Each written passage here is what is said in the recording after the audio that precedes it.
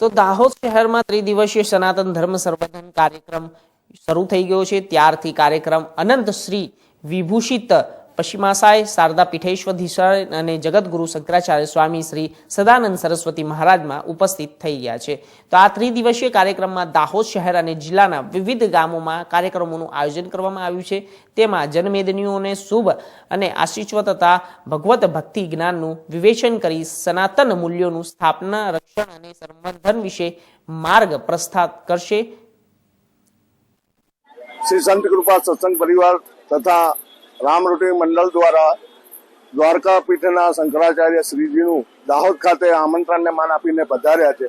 3 दिवसना कार्यक्रम दरमियान आज रोज श्रीनो नगर प्रवेश थयो छे।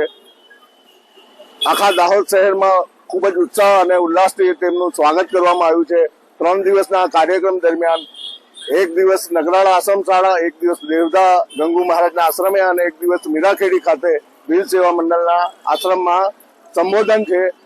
અને આવતીકાલે એટલે 20 તારીખે સંત કૃપા ભવન પર 4 થી 6 બહારથી આવેલા સંતોનું સાથે એમનો વાર્તાલાપ થશે અને બીજે દિવસે સાંજે સંત કૃપા ભવન પર જ શ્રીજી દ્વારા નગરજનોને સંબોધન કરવામાં આવશે। 22 તારીખે બપોરે ગંગુ મહારાજના આશ્રમથી તેઓની વિદાય થશે। દાહોદની ધર્મપ્રેમી જનતાએ ખૂબ ઉત્સાહભેર આજે એમના આગમનને વધાવ્યું છે। 3 દિવસના કાર્યક્રમમાં આવો જ ઉત્સાહ રાખે તેવી સંત કૃપા વતી ખૂબ ખૂબ વિનંતી છે। બાબુભાઈ એસ પંચાલ।